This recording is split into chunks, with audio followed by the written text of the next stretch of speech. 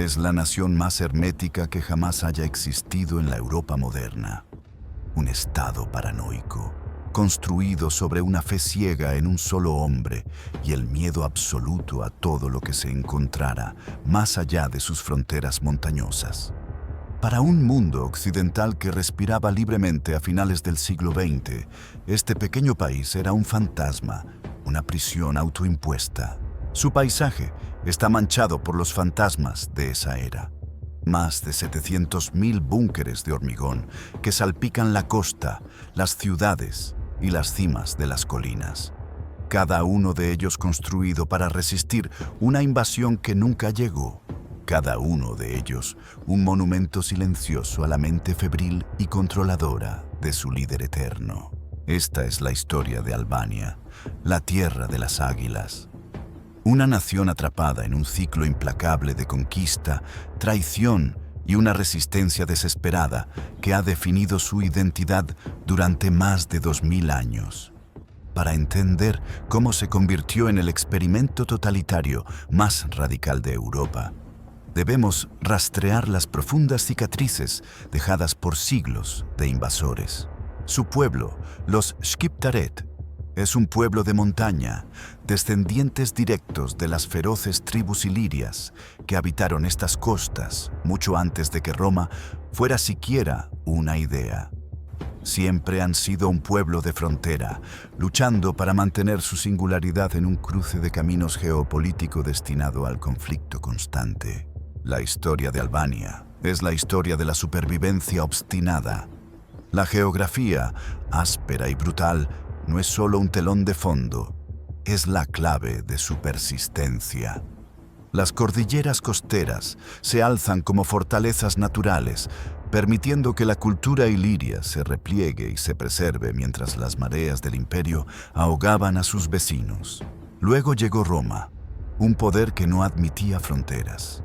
Desde el siglo III a.C., la costa adriática se convirtió en una obsesión romana.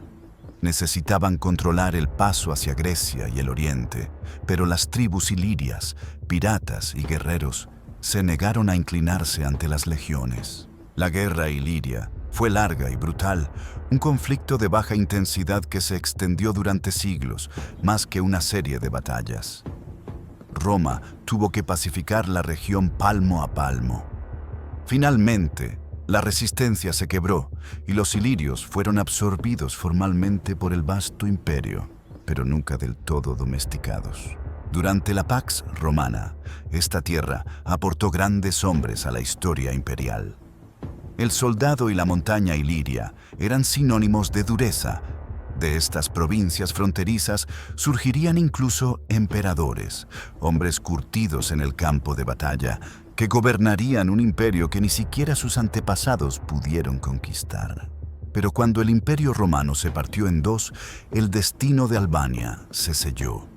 La línea de división entre Roma occidental y Bizancio atravesó precisamente su territorio. Se convirtió en la cicatriz geológica y cultural entre dos mundos que pronto empezarían a odiarse mutuamente, atrapando a los ilirios en el medio. La caída del occidente trajo el caos, oleadas de invasores, los godos y, crucialmente, las tribus eslavas, barrieron los Balcanes a partir del siglo VI después de Cristo. El paisaje cultural se transformó rápidamente, empujando a los habitantes ilirios restantes hacia las regiones montañosas más inaccesibles. Allí, en el aislamiento de las tierras altas, se forjó el idioma albanés, una lengua que no derivaba del eslavo ni del latín, sino que era el último eco vivo de los antiguos ilirios. Se preservó el núcleo cultural de la nación, esperando su momento para resurgir de entre las cenizas de los imperios. Durante la Edad Media, Albania fue un mosaico de principados luchando por la autonomía, continuamente desgarrados por los bizantinos, los búlgaros, los serbios y, brevemente, los normandos. No existía una Albania unificada, solo una serie de clanes guerreros que vivían bajo el código estricto de la hospitalidad y la venganza. La existencia de estos clanes dependía de la ferocidad y la ley consuetudinaria, el Kanun, que dictaba hasta el último detalle de la vida y la muerte. Esta estructura, basada en la lealtad absoluta al clan y la perpetuación de la fe de sangre, sería su arma y, a la vez, su condena. Y entonces, en el siglo XIV, llegó el verdadero cataclismo. Un poder surgido del corazón de Anatolia, implacable, organizado y con una sed expansionista que no se había visto desde la época de las grandes legiones, el Imperio Otomano. El destino de toda la cristiandad pendía de un hilo. Los otomanos no solo buscaban territorios, buscaban el control del paso a Italia, la llave del Mediterráneo. Los Balcanes eran la puerta de entrada y Albania, la última barrera montañosa que se alzaba entre el sultán y el corazón de Europa. La batalla sería épica y desesperada. Los principados albaneses, débiles y divididos, cayeron uno tras otro, aplastados por la marea de las hordas imperiales. Parecía que la larga historia de resistencia iliria llegaba a su fin, que el águila sería finalmente abatida y que su identidad se disolvería bajo la media luna. Pero, como ocurre a menudo en las grandes tragedias históricas, El Salvador surgió del lugar más inesperado. Un hombre criado en el corazón mismo de la máquina otomana, entrenado por el sultán, destinado a ser uno de sus mayores generales. Regresó para convertirse en la encarnación de la resistencia nacional. Su nombre era George Kastrioti, pero la historia lo recordaría por el nombre que le dieron los turcos en admiración por su astucia y fuerza, Iskander Bey. O, para la posteridad, simplemente Skanderbeg, el señor dragón que se atrevió a desafiar la voluntad del sultán mismo. Skanderbeg fue tomado de niño como rehén, educado en el Islam y la guerra. En el año 1443, después de una derrota otomana en Serbia, él vio su oportunidad.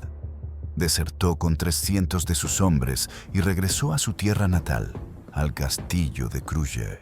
Allí, él hizo un nuevo estandarte, un águila bicéfala negra sobre un campo rojo sangre. Este no era solo un símbolo, era una declaración de guerra absoluta. Skanderbeg se convirtió en el líder de una revuelta desesperada, uniendo a los clanes divididos bajo una única, precaria alianza. Durante los siguientes 25 años, esta pequeña nación, liderada por un genio militar formidable, desafió la hegemonía del imperio más grande del mundo. Las tropas otomanas, acostumbradas a victorias fáciles, encontraron en las montañas albanesas un infierno táctico.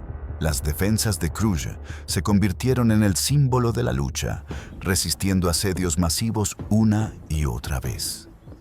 Skanderbeg usaba el terreno a su favor, lanzando ataques relámpago, desmoralizando a los ejércitos imperiales con una guerra de guerrillas que se convertiría en leyenda europea. Su figura resonó en toda la cristiandad. El Papa lo llamó el atleta de Cristo.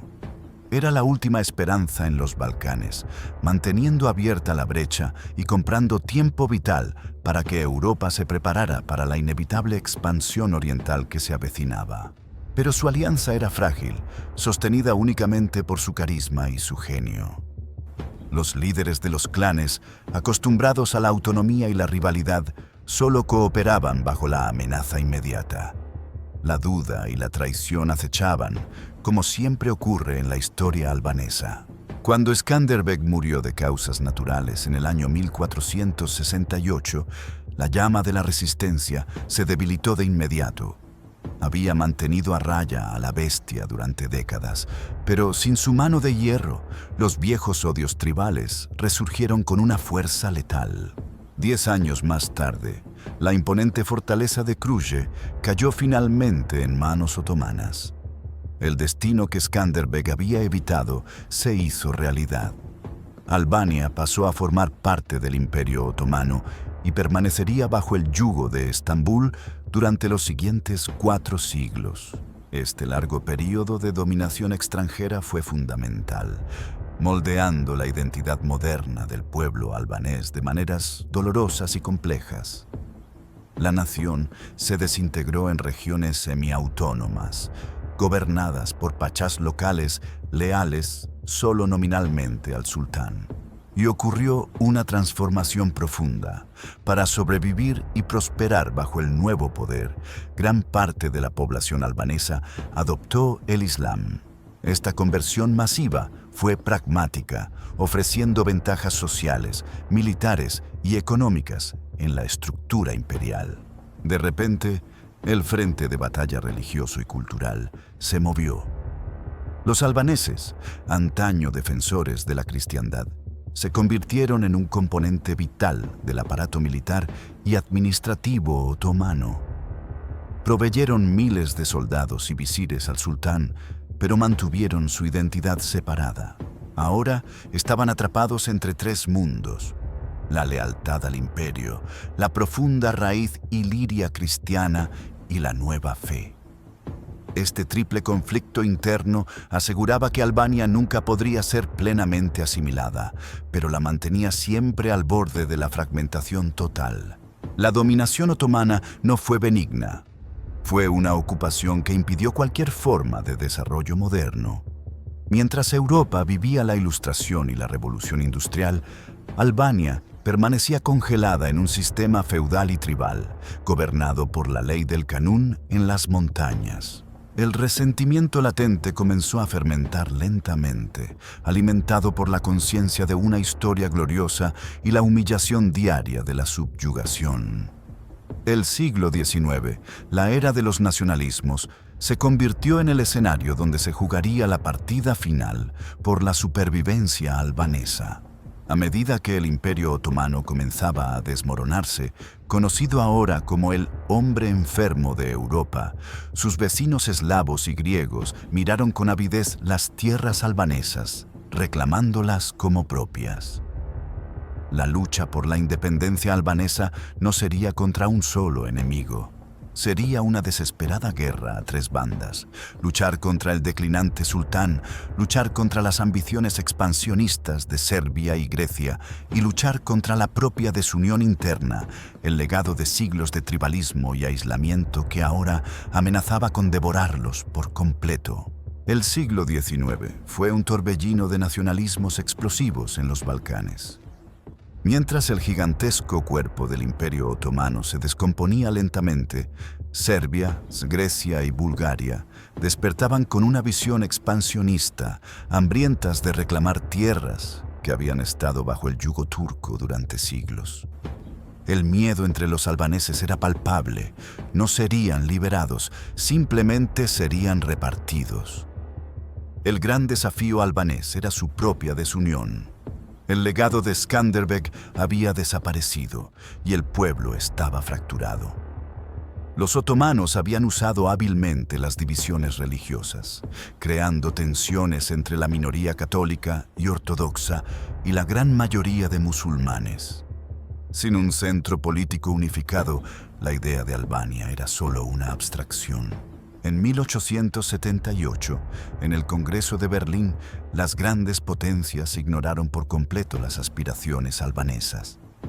Mientras recompensaban a Serbia y Montenegro con vastos territorios que eran, en realidad, albaneses, no se mencionó la palabra Albania. El mensaje era claro: su destino estaba en manos de otros. Ese desprecio internacional actuó como la chispa que encendió la resistencia. Surgió entonces la Liga de Prizren, un movimiento de intelectuales, clanes y líderes militares que se comprometieron a defender por las armas las fronteras de su patria. Era la primera vez que unían fuerzas bajo un estandarte panalbanés. El objetivo de la Liga no fue inicialmente la independencia total, sino la unificación de los 4 grandes valiatos otomanos de mayoría albanesa en una única provincia autónoma. Estaban luchando no solo contra el sultán, sino contra los serbios que ya se preparaban para invadir el norte. Esta época es conocida como la Rilinja Konbetar, el despertar nacional. Los intelectuales se dieron cuenta de que antes de poder luchar contra el mundo, necesitaban un arma más poderosa que las balas, un idioma unificado. Durante siglos se habían usado al menos 3 alfabetos diferentes, impidiendo la cohesión nacional. La batalla por el alfabeto era tan crucial como cualquier batalla militar. Finalmente, en 1908, en el Congreso de Monastir, los delegados se reunieron y con una mezcla de pasión y pragmatismo adoptaron una versión del alfabeto latino. Fue una victoria silenciosa, pero fundamental, que unió la literatura y la conciencia de la nación. Pero el tiempo se agotaba. Los jóvenes turcos, que prometieron reformas y autonomía, traicionaron rápidamente a los albaneses al intentar turquificar el imperio a la fuerza. Este engaño llevó a una escalada. Las revueltas estallaron en las montañas, lideradas por valientes como Isa Boletini, buscando venganza. Mientras el corazón de Albania ardía en la revuelta, el polvorín balcánico explotó por completo. En el otoño de 1912, la Primera Guerra de los Balcanes comenzó. Serbia, Bulgaria, Grecia y Montenegro se unieron en una alianza relámpago para expulsar a los otomanos del continente europeo de una vez por todas. El ejército otomano colapsó con una velocidad humillante. Serbia avanzó rápidamente hacia el sur, con la intención clara de capturar la costa adriática. Al mismo tiempo, las tropas griegas empujaban hacia el norte, amenazando con estrangular por completo la franja costera albanesa restante. El mapa que se dibujaba sobre la mesa de negociaciones era terrible. Albania iba a ser borrada del mapa antes de que tuviera siquiera la oportunidad de nacer. El momento era de crisis existencial. La única carta que quedaba por jugar era la declaración unilateral e inmediata de independencia. Fue entonces cuando Ismail Kemali, un viejo estadista albanés que regresaba del exilio en Trieste, organizó la jugada desesperada. Viajó clandestinamente hacia el sur, evadiendo patrullas serbias y búlgaras, con la única esperanza de llegar al puerto de Vlorë antes de que fuera demasiado tarde. El 28 de noviembre de 1912, en medio del pánico de la invasión que se aproximaba, Kemali reunió a los líderes nacionales en Vlorë. Con un profundo sentido de la historia y el destino, proclamó al mundo el nacimiento del Estado albanés independiente, izando la bandera del águila bicéfala, Antuas. La euforia duró apenas unas horas. Aunque la bandera ondeaba, el nuevo Estado era una entidad frágil, asediada por ejércitos extranjeros y sin reconocimiento internacional. La declaración de Vlorë fue un grito de desafío, pero la realidad geopolítica era una pared implacable de piedra. Las grandes potencias, preocupadas por el equilibrio de poder en el Adriático, se reunieron en Londres. Austria, Hungría e Italia, que temían que Serbia obtuviera un puerto en el mar, impusieron su voluntad. Debía existir una Albania, pero solo una muy pequeña y controlable. El resultado de la Conferencia de Londres fue devastador. La nueva nación perdió más de la mitad de su territorio histórico, incluyendo la rica y poblada región de Kosovo, que fue entregada a Serbia, y la sureña Cameria, anexionada por Grecia. Este acto de amputación dejó a más de la mitad de la población albanesa étnica fuera de las fronteras del nuevo Estado. Nació como una nación herida, con el trauma del abandono internacional incrustado en su psique. Fue un tratado de paz que sembró las semillas de conflictos futuros. Para asegurar la neutralidad y la debilidad de Albania, las potencias decidieron imponer un soberano extranjero. El elegido fue el príncipe Wilhelm de Wied, un noble alemán sin ninguna experiencia en los Balcanes. Su llegada a Durrës fue una farsa que rayaba en lo absurdo. El príncipe Wilhelm intentó gobernar lo que era, en realidad, un caos ingobernable. Durrës, su capital, era poco más que un puerto. Los clanes desconfiaban del extranjero y la revuelta campesina estalló inmediatamente. Su reinado duró exactamente 6 meses ridículos. En el verano de 1914, cuando las balas de Sarajevo encendieron el mundo, Albania se disolvió instantáneamente. Wilhelm de Witt huyó, abandonando el país en el mismo barco de guerra que lo había traído. El nuevo Estado, apenas nacido, fue devorado por la Gran Guerra. Durante los siguientes 4 años, Albania se convirtió en un campo de batalla para todas las potencias beligerantes. Tropas italianas, francesas, austrohúngaras, serbias y griegas ocuparon diferentes zonas.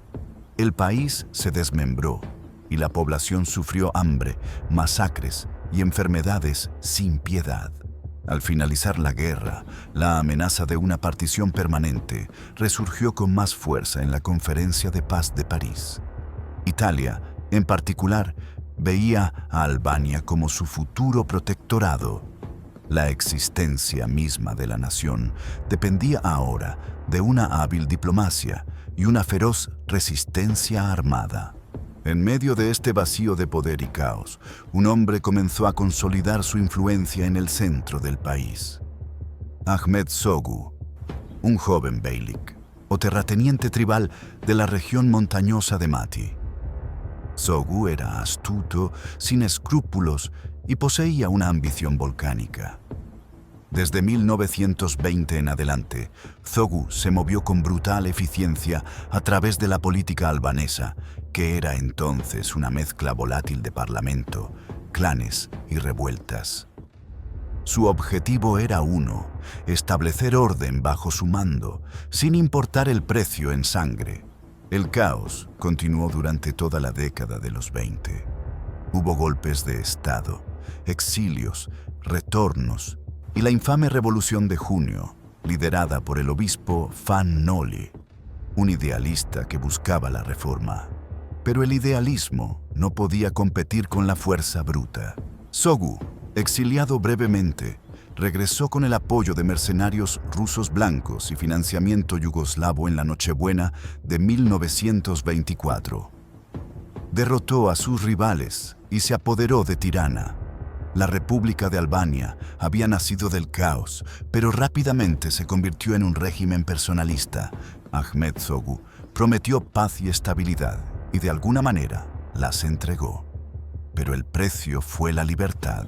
En tan solo unos años, el guerrero de las montañas transformó la joven república en una monarquía, coronándose como Zog-Bib, rey de los albaneses. El trauma de la supervivencia había dado paso a la tiranía. Zog-I, el autoproclamado rey de los albaneses, era un personaje salido de una opereta balcánica. Usaba uniforme militar en todo momento, estaba obsesionado con su seguridad personal y fumaba hasta 320 cigarrillos al día.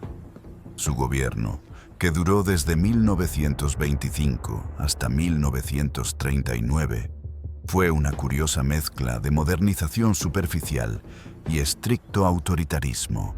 Para consolidar su poder, Zog necesitaba 2 cosas: aplastar a la nobleza rival y encontrar dinero. Al ser Albania la nación más pobre y atrasada de Europa, el dinero solo podía venir del exterior. El único país interesado en invertir en este rincón estratégico era la Italia fascista de Benito Mussolini. Mussolini vio en Albania el trampolín perfecto hacia el Balcán, un punto de apoyo esencial para su sueño de recrear un nuevo imperio romano. Los créditos italianos inundaron Tirana, financiando carreteras, puentes y, crucialmente, el ejército de Zog. El rey hipotecó la soberanía de su nación a cambio de la supervivencia de su trono. Con el apoyo financiero y militar italiano, Zog impuso un férreo control sobre el país. Él prohibió los clanes armados y, mediante una astuta mezcla de asesinato político y sobornos, neutralizó a la vieja guardia de beys y caudillos tribales. La modernización de Albania estaba llegando, pero en forma de una camisa de fuerza. Sin embargo, Zog Pivaput era un líder orgulloso. A pesar de depender totalmente de Roma, se resistió a convertirse en un títere directo. Conforme avanzaba la década de los 30, los italianos exigieron concesiones cada vez más humillantes, buscando el control total de la economía, las aduanas y el ejército albanés. El dictador italiano, frustrado por la obstinada independencia de Zog, decidió que era hora de pasar de la influencia a la anexión total. En la primavera de 1939, con Europa en la víspera de la guerra y la atención mundial fijada en Hitler, Mussolini encontró el momento perfecto. El 7 de abril de 1939, el Viernes Santo, las tropas italianas desembarcaron en los puertos albaneses de Durrës y Vlorë. La resistencia albanesa fue heroica pero inútil. Eran pocos miles, mal armados, enfrentándose a un ejército moderno de decenas de miles de hombres. El rey Zog, viendo que su ejército se desmoronaba y su capital era vulnerable, tomó una decisión infame. Recogió a su joven esposa, la reina Geraldine, y a su recién nacido hijo, el príncipe Leka, y huyó de Tirana con la mayor parte del oro del tesoro nacional. Mussolini había completado su ambición. Albania fue anexionada a Italia y Zog-Pimpero se convirtió en un rey sin reino, condenado al exilio. La ocupación italiana trajo consigo una modernización brutal de la infraestructura, pero fue fundamentalmente una tiranía colonial, odiada por el pueblo. La Segunda Guerra Mundial había comenzado y Albania, ahora parte del eje, se convertiría en un nuevo campo de batalla. La invasión italiana, sin embargo, forjó lo que Zog nunca pudo lograr. Unió a los albaneses en un odio común contra el invasor. La resistencia no tardó en surgir, pero inmediatamente se fracturó, una maldición que perseguía a la nación. Dos grupos principales emergieron, luchando entre sí con tanta o más ferocidad que contra los propios italianos: los nacionalistas monárquicos y los comunistas. Los nacionalistas, conocidos como el Vali Kombëtar o Frente Nacional, buscaban la unificación de todas las tierras albanesas, incluyendo Kosovo y Cameria, bajo una gran Albania. Eran anticomunistas y a menudo colaboraban tácticamente con los italianos o los alemanes, si eso significaba obtener el apoyo para sus fines nacionales. La otra facción era el Movimiento de Liberación Nacional, dirigido por un joven y carismático exprofesor de francés con una barba cuidada y ojos penetrantes, Enver Hoxha. Hoxha, líder del Partido Comunista, estaba convencido de que la única vía para la verdadera liberación pasaba por el modelo soviético. Hoxha era un hombre de intelecto agudo y voluntad de hierro, un fanático ideológico que había pasado tiempo en Francia, absorbiendo la doctrina marxista-leninista. Él despreciaba a los terratenientes y a la vieja nobleza, y veía la guerra como una oportunidad revolucionaria. En septiembre de 1943, después de que los aliados invadieran Italia, Mussolini cayó. Los italianos se retiraron de Albania, pero el vacío de poder fue llenado inmediatamente por un invasor mucho más eficiente y brutal: la Alemania nazi. Los alemanes se apoderaron del país para asegurar su retirada de Grecia y los Balcanes. Esto puso al Vali Kombëtar en una posición imposible. Muchos se aliaron con los nazis, creyendo que la única manera de mantener Kosovo contra los serbios era con el apoyo del Tercer Reich. Esta colaboración fue la sentencia de muerte política de los nacionalistas. Mientras tanto, Hoxha y los comunistas, armados por el suministro de los aliados y los partisanos yugoslavos, se presentaron como los únicos patriotas, los únicos que luchaban verdaderamente por la liberación total. La guerra civil entre las facciones albanesas se intensificó. Se libraron batallas terribles en las montañas, mientras los partisanos de Hoxha eliminaban sistemáticamente a sus rivales nacionalistas, utilizando una mezcla de táctica de guerrilla y propaganda despiadada. Para el otoño de 1944, con los alemanes en retirada de los Balcanes, los partisanos de Enver Hoxha controlaban el país. Albania se había liberado a sí misma, un hecho que daría una autoridad moral inquebrantable a su nuevo líder en los años venideros. Pero la liberación no trajo la democracia, ni siquiera la paz. Trajo consigo la instalación de una dictadura paranoica y totalitaria, más radical y aislacionista que cualquiera que Europa hubiera visto. Hoxha había aprendido bien de sus modelos. El primer paso fue la liquidación de la oposición. Todos los que habían colaborado con los alemanes y muchos que simplemente eran terratenientes o intelectuales independientes fueron juzgados en juicios farsa y ejecutados sumariamente. El terror se instaló en Tirana. Hoxha prometió transformar Albania de un estado feudal y agrario a una sociedad socialista moderna. La promesa era atractiva, especialmente para una población acostumbrada a siglos de opresión y pobreza absoluta. La revolución comenzó con una purga brutal. Los años que siguieron a 1945 no fueron de reconstrucción, sino de remodelación total de la psique nacional. El sistema Kanun, la ley tribal de las montañas, fue prohibido. La religión, la última barrera de la vieja sociedad, sería el siguiente objetivo a destruir. Enver Hoxha se convertiría en el arquitecto de un experimento social único, la creación de un Estado ateo, aislado del mundo y obsesionado con la pureza ideológica, un modelo extremo que desafiaría toda lógica geopolítica y humana. Tras consolidar su poder a sangre y fuego, Enver Hoxha se enfrentó a un dilema geopolítico inmediato. ¿Quién sería el protector de su diminuta nación en el turbulento mundo de la Guerra Fría? Inicialmente, la respuesta fue clara: Yugoslavia. Hoxha y el mariscal Tito, líder yugoslavo, eran aliados cercanos, compartiendo la visión de una federación balcánica comunista.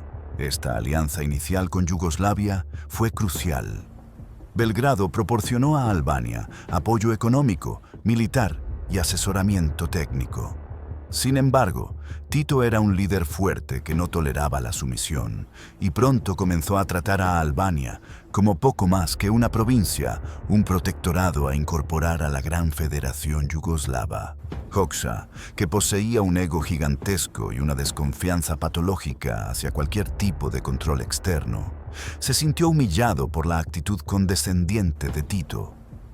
Él había luchado contra el fascismo para ser el amo de su propia casa, no el lacayo de un eslavo. El enfrentamiento se hizo inevitable. La ruptura se produjo en 1948, cuando el propio Tito se separó de la Unión Soviética y de Stalin. Este evento fue un regalo del cielo para Hoxha.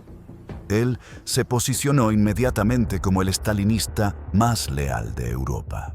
Hoxha denunció a Tito como un agente fascista y traidor, una retórica que rayaba en la histeria. De la noche a la mañana, Yugoslavia pasó de ser el hermano mayor a convertirse en el enemigo jurado, la principal amenaza a la soberanía albanesa. Esta ruptura le permitió a Hoxha purgar a todos sus rivales internos que tuvieran simpatías yugoslavas, consolidando aún más su control personal sobre el partido y el aparato de seguridad. El único patrón ahora era el gigante soviético. La lealtad inquebrantable de Hoxha hacia Josip Stalin fue absoluta, casi religiosa. Albania se convirtió en un satélite modélico, reproduciendo la represión, la planificación económica centralizada y el culto a la personalidad que se veía en Moscú, pero con un toque balcánico de fanatismo. La ayuda soviética inundó el país, permitiendo a Hoxha lanzar programas masivos de industrialización y electrificación. Se construyeron fábricas, se drenaron marismas y la esperanza de una vida mejor, por primera vez en siglos, pareció real para muchos albaneses. El Estado, sin embargo, exigía un precio terrible. La eliminación de la religión fue un pilar clave de la revolución cultural de Hoxha. Él veía la fe, ya fuera ortodoxa, católica o musulmana, como una herramienta de división y una amenaza a la lealtad absoluta al partido. El ataque contra la religión se intensificó durante la década de los 50. Iglesias y mezquitas fueron expropiadas, los clérigos fueron arrestados, torturados y ejecutados. Hoxha buscaba erradicar la influencia espiritual para reemplazarla con la ideología marxista-leninista pura. Este culto a la personalidad se volvió desmedido. Hoxha no era solo el líder del partido, era el primer ciudadano, el maestro, el genio militar, el faro moral. Su retrato colgaba en cada aula, oficina y hogar, observando constantemente a la población. El aparato de seguridad del Estado, la Sigurimi, se convirtió en la mano invisible del terror. Estaba diseñada para monitorear cada conversación, cada movimiento y cada pensamiento potencialmente subversivo. La paranoia era la moneda de curso en la República Popular de Albania. El fin del reinado de Stalin en 1953 sumió a Hoxha en una profunda crisis. Cuando Nikita Khrushchev, el nuevo líder soviético, comenzó a denunciar los crímenes de Stalin y a promover la coexistencia pacífica con Occidente, Hoxha se sintió traicionado y horrorizado.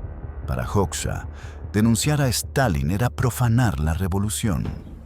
Ver la mano del camarada soviético estrechando la mano de presidentes occidentales era una herejía ideológica imperdonable.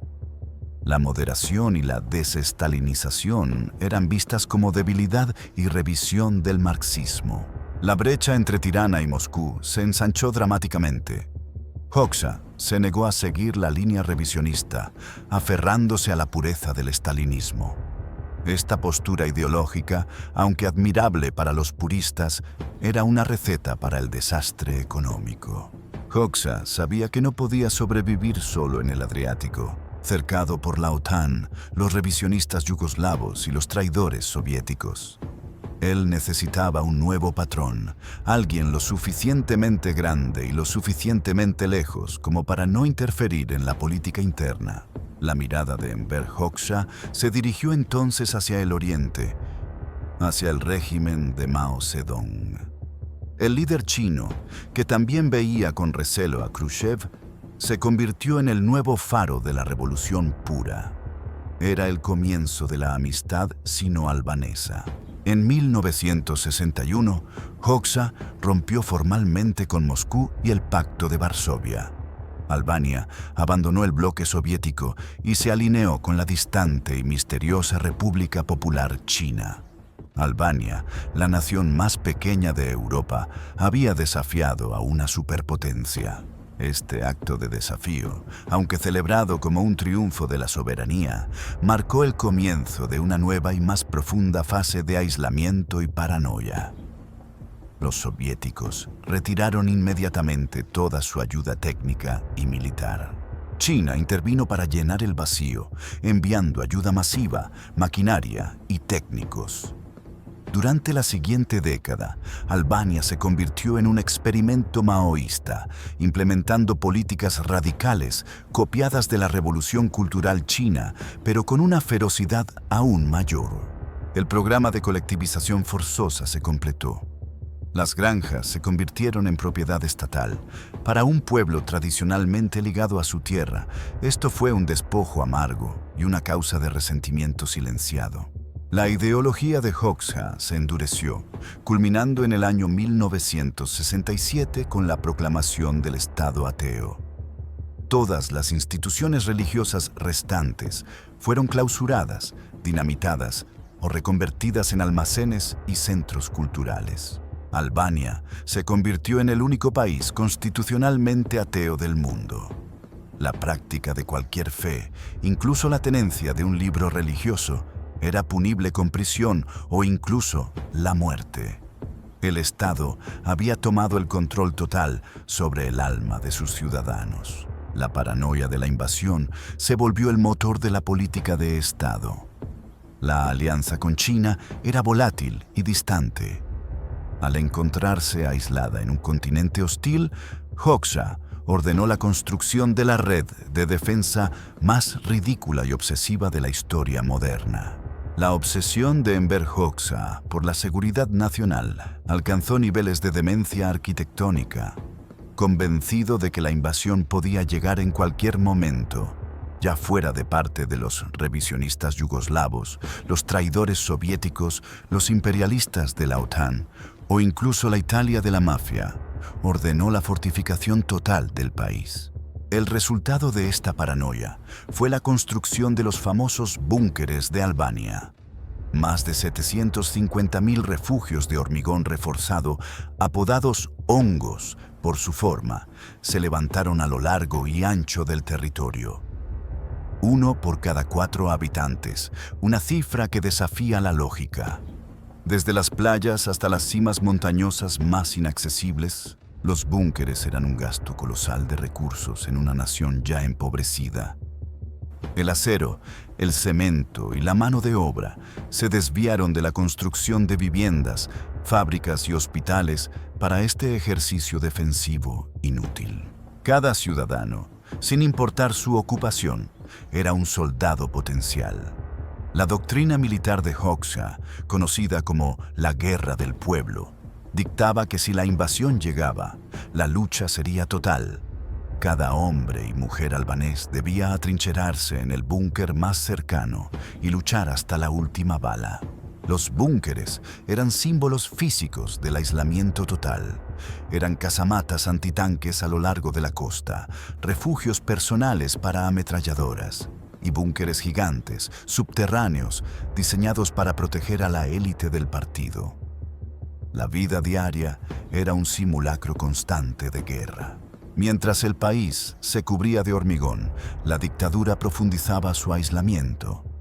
Albania no solo rompió con el este y el oeste, sino que en 1978 rompió incluso con su único aliado, la República Popular China. La ruptura sino-albanesa fue causada por la visita del presidente estadounidense Richard Nixon a China y la apertura diplomática de Beijing a Occidente.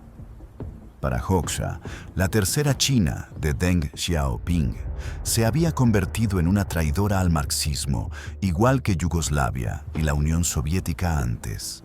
Hoxha no toleraba la más mínima desviación ideológica.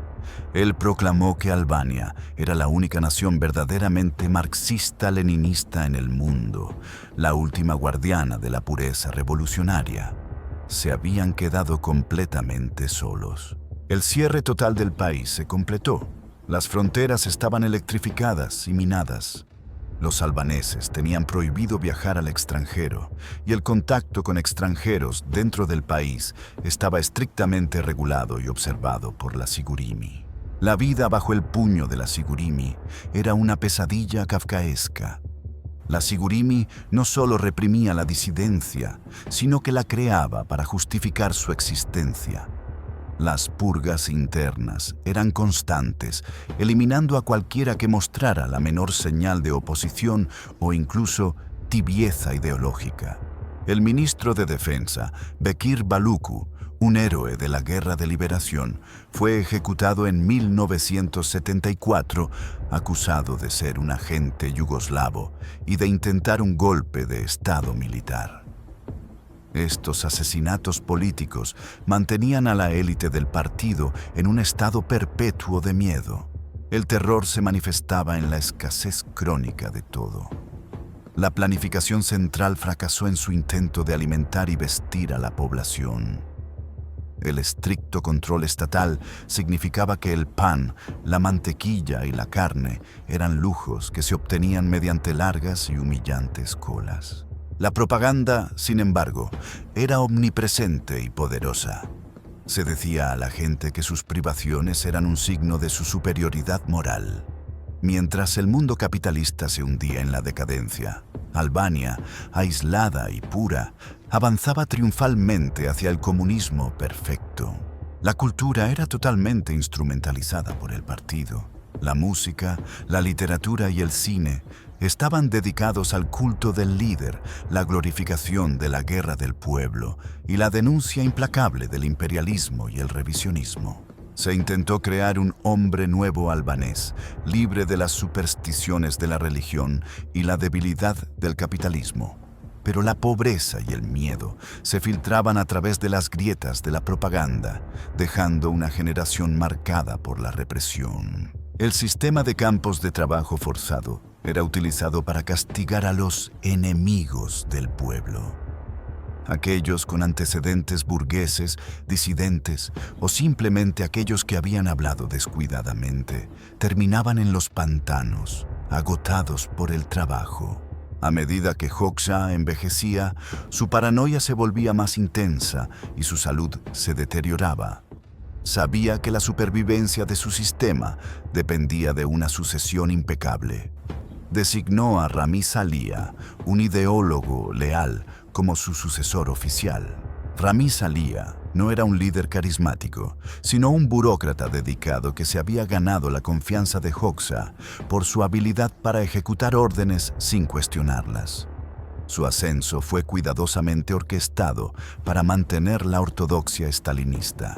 Finalmente, el 11 de abril de 1985, a la edad de 76 años, Enver Hoxha murió. El único líder que Albania había conocido desde la guerra se había ido. Su muerte marcó el comienzo de una década de inestabilidad lenta y dolorosa. Ramiz Alia heredó una nación que estaba al borde del colapso económico y una población agotada por el aislamiento y el terror.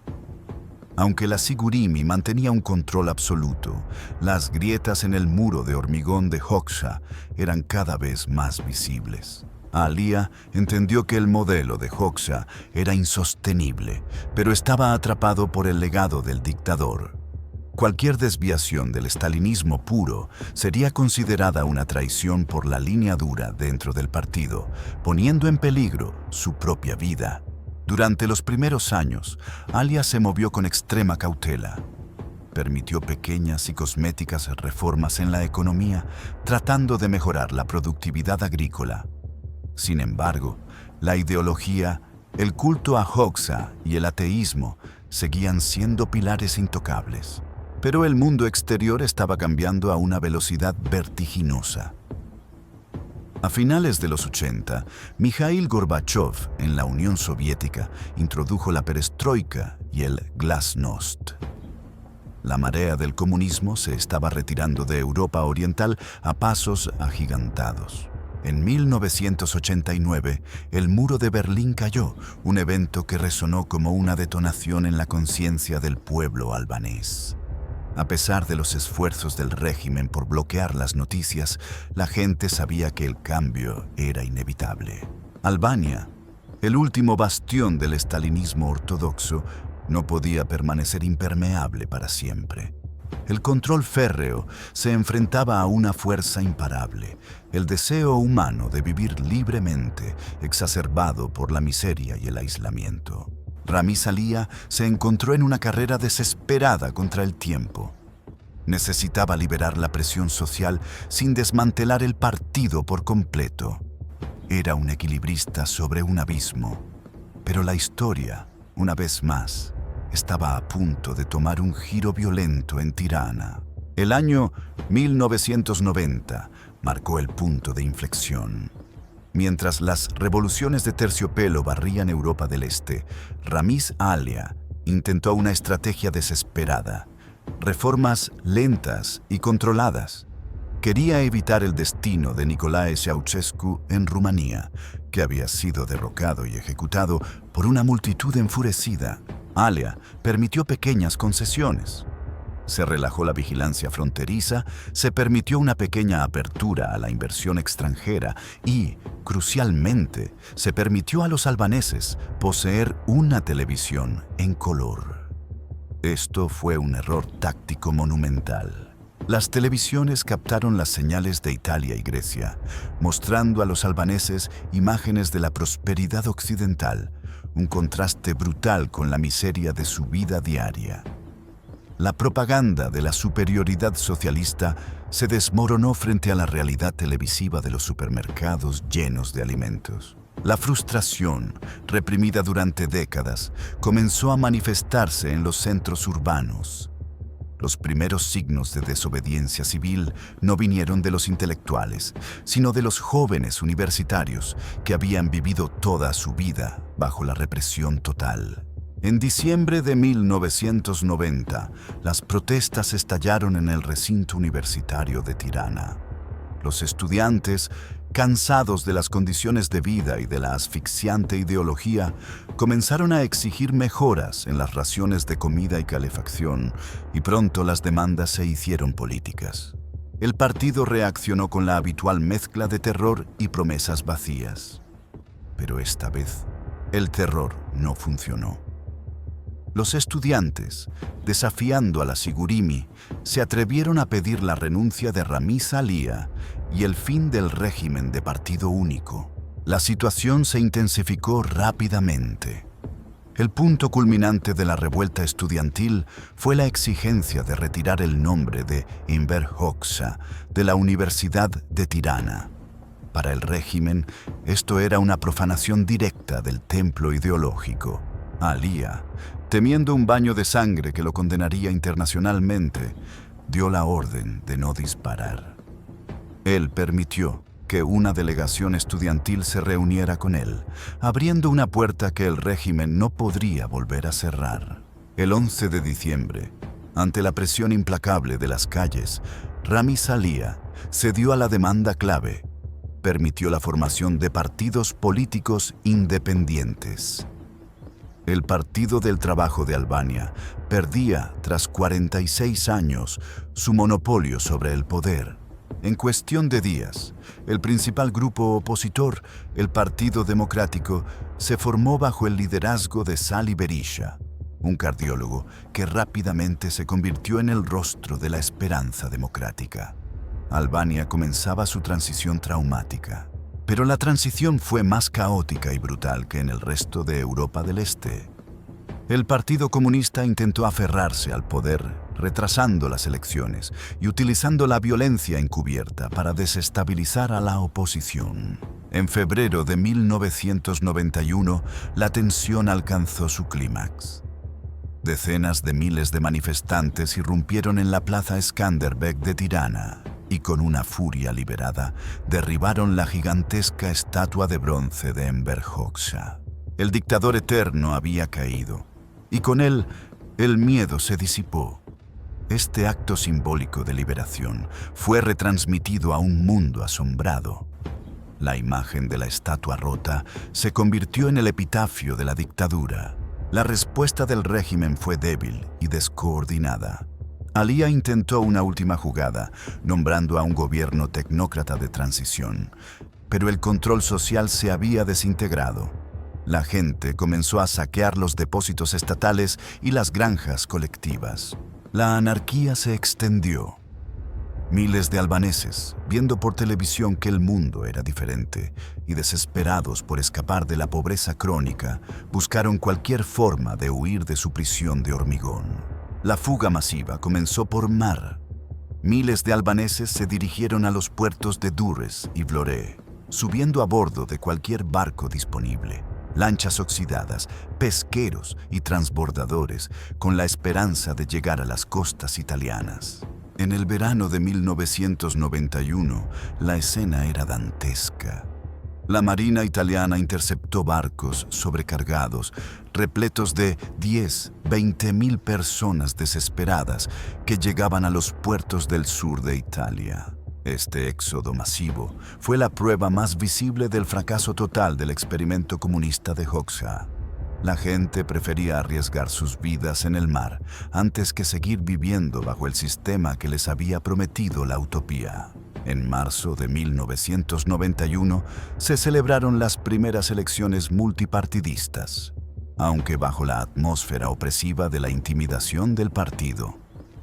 El Partido del Trabajo de Albania ganó con una mayoría rural, un resultado que la oposición calificó de fraude. Sin embargo, el triunfo fue efímero. El colapso económico total y las huelgas masivas paralizaron al país. En la primavera siguiente, se convocaron nuevas elecciones y esta vez, el Partido Democrático, liderado por Berisha, ganó con una clara mayoría. El comunismo había terminado. Salih Berisha se convirtió en el primer presidente democráticamente elegido de Albania. El país entraba en una nueva era, pero la herencia de medio siglo de aislamiento y totalitarismo era pesada y tóxica. Los años siguientes, conocidos como la década de la transición, estuvieron marcados por la inestabilidad. La democracia era frágil, las instituciones débiles y el país carecía de cualquier experiencia en gobernanza civil y de mercado.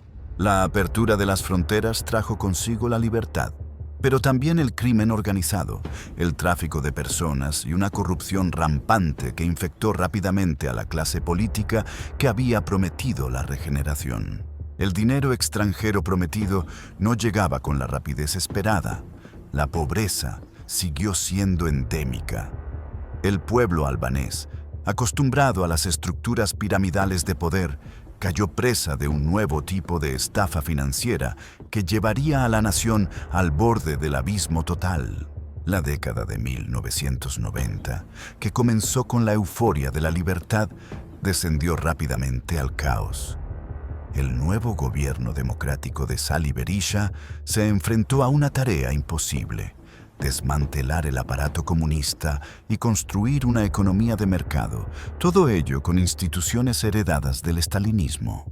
El desmantelamiento de las granjas colectivas y las fábricas estatales dejó a miles de personas sin empleo. La promesa de una prosperidad rápida chocaba con la dura realidad de la transición. Albania carecía de capital, infraestructura moderna y, crucialmente, de confianza en las instituciones. En este clima de desesperación económica y falta de educación financiera, surgió un fenómeno que se alimentó directamente del trauma del aislamiento: las sociedades piramidales. Estos esquemas, operando como gigantescos fraudes Ponzi, prometían rendimientos exorbitantes, a veces del 100% en meses. La gente, acostumbrada a la absoluta falta de oportunidades de la era comunista, hipotecó sus casas, vendió sus animales y se endeudó hasta el cuello para invertir. El fenómeno se convirtió en una locura nacional, con casi el 80% de la población participando activamente en los esquemas. La magnitud del fraude era tal que las sumas invertidas representaban casi la mitad del Producto Interno Bruto del país. Estos esquemas no solo ofrecían una vía de escape, sino que se integraron totalmente en la estructura del Estado. El gobierno de Berisha, ya fuera por negligencia o por complicidad directa, permitió que estas sociedades operaran sin regulación. Algunos líderes de la oposición acusaron al propio Partido Democrático de estar involucrado, utilizando el dinero para financiar campañas electorales y mantener la ilusión de prosperidad. Los albaneses no solo invirtieron su dinero. Los miles de millones de dólares que entraban de las remesas de los emigrantes y de las ayudas internacionales se desviaron directamente a estos fraudes. La nación entera se había convertido en un casino gigantesco basado en la confianza ciega. La burbuja estalló a finales de 1996. Las sociedades, incapaces de pagar los rendimientos prometidos, comenzaron a colapsar una tras otra, vaporizando el ahorro de toda una nación. 600.000 albaneses perdieron todo lo que poseían. El pánico se convirtió en furia. El pueblo no culpó a los líderes de los esquemas, sino al gobierno que los había permitido y protegido. Se sentían traicionados por la nueva democracia. La confianza que el pueblo tenía en el Estado, ya de por sí frágil, se rompió irremediablemente. En enero de 1997, las protestas se convirtieron en revueltas masivas. La gente exigía la devolución de su dinero, y cuando Berisha intentó reprimir las manifestaciones, la violencia escaló rápidamente de las piedras a las armas. El estallido social fue instantáneo. La población asaltó los arsenales militares que estaban pobremente custodiados debido a la corrupción y el caos. En cuestión de horas, el país se inundó con más de 600.000 fusiles Kalashnikov, lanzagranadas y misiles antitanque. El ejército albanés, compuesto en gran parte por conscriptos que también habían perdido sus ahorros, se desintegró por completo. Los soldados desertaron, llevándose sus armas con ellos, y en el sur de Albania, la anarquía se hizo total. Ciudades como Vlore cayeron bajo el control de milicias armadas y bandas criminales que se autoproclamaron comités de salvación. El gobierno de Berisha perdió el control efectivo sobre la mitad del territorio nacional. Albania había pasado, en cuestión de semanas, de una democracia disfuncional a un estado fallido. El caos era absoluto. Miles de personas murieron en enfrentamientos, los secuestros eran comunes y la ley era reemplazada por el poder del fusil. La comunidad internacional observó el colapso con horror, temiendo que la anarquía balcánica se extendiera. Italia, la más afectada por una nueva ola de refugiados, lideró la Operación Alba, una misión militar multilateral con el mandato de restaurar el orden. Bajo la protección de estas tropas extranjeras, se negoció un alto el fuego y Berisha aceptó convocar elecciones anticipadas. Los socialistas, descendientes del antiguo Partido Comunista, ganaron abrumadoramente en el verano de 1997. El cambio de poder restauró la calma superficial, pero las consecuencias de la crisis piramidal fueron profundas. La desconfianza hacia el gobierno y el Estado se convirtió en un rasgo permanente de la política albanesa y miles de armas permanecieron en manos civiles. Apenas se había restaurado un orden precario cuando Albania se vio atrapada en la tormenta de los Balcanes. La guerra en Kosovo. La provincia serbia, poblada mayoritariamente por albaneses étnicos, era la fuente histórica del nacionalismo albanés y su más grande herida territorial. En 1998, el conflicto entre las fuerzas serbias y el Ejército de Liberación de Kosovo se intensificó.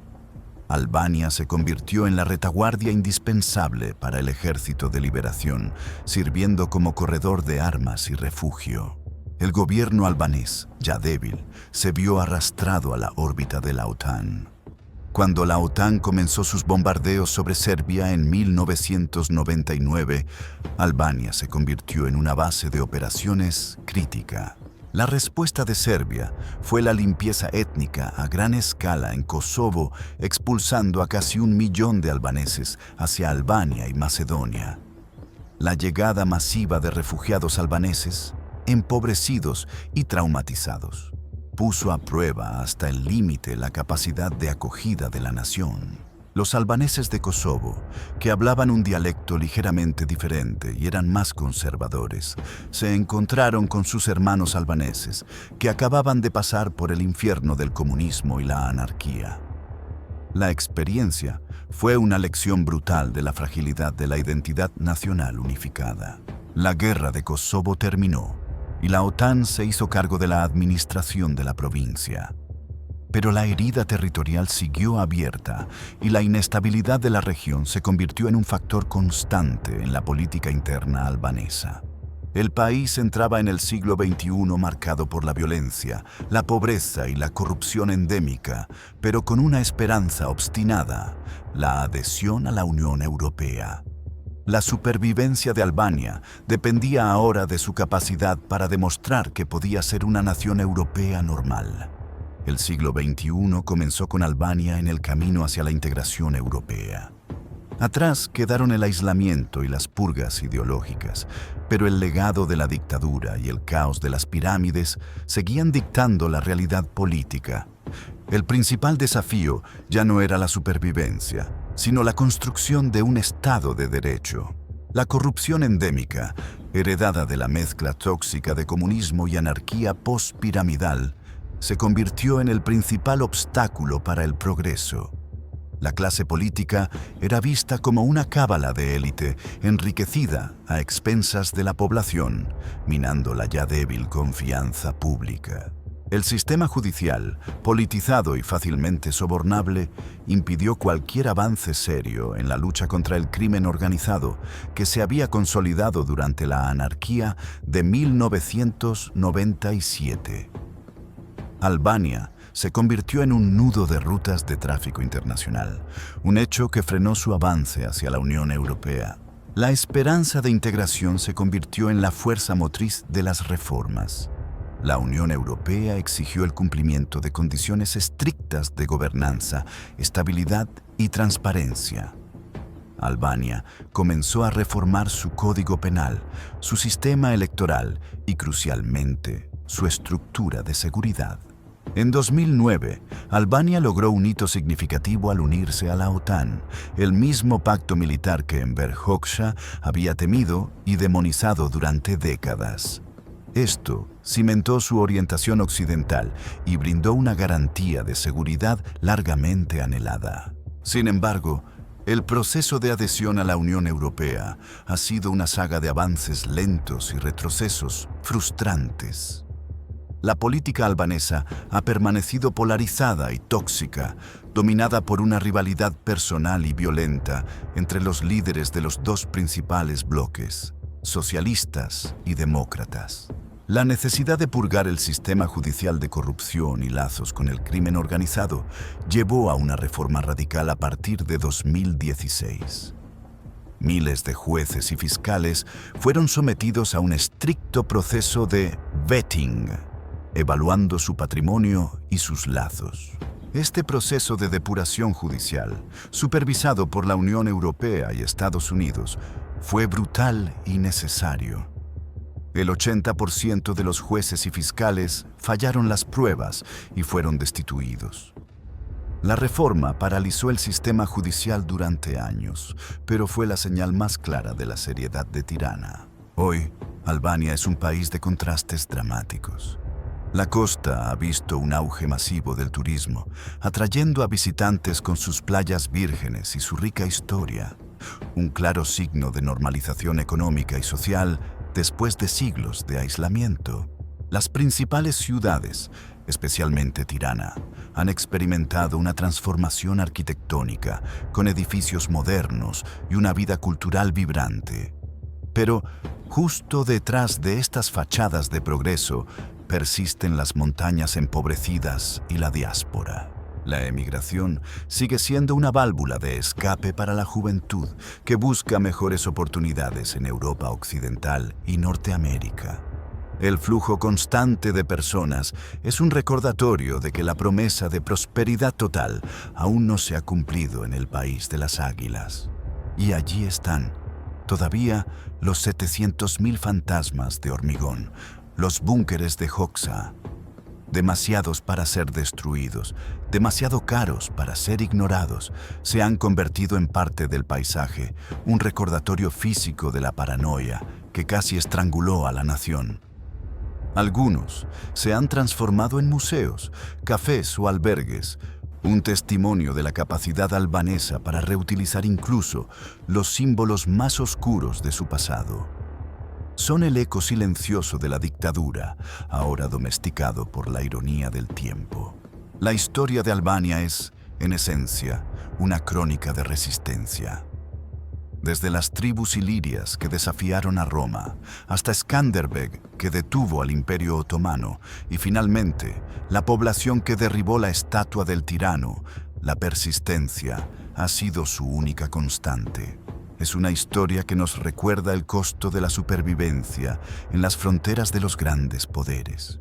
Un pueblo siempre en el cruce de caminos, siempre luchando por definir su identidad y su destino, forjando su camino desde la anarquía tribal hasta la esperanza europea. La lección final de Albania no es la de un fracaso, sino la de una resiliencia inquebrantable. Es la historia de cómo la libertad, incluso cuando es brutal y caótica, siempre prevalecerá sobre el muro más grueso de hormigón reforzado. La tierra de las águilas ha emergido de su prisión y el águila bicéfala Vuela, por fin, hacia el oeste.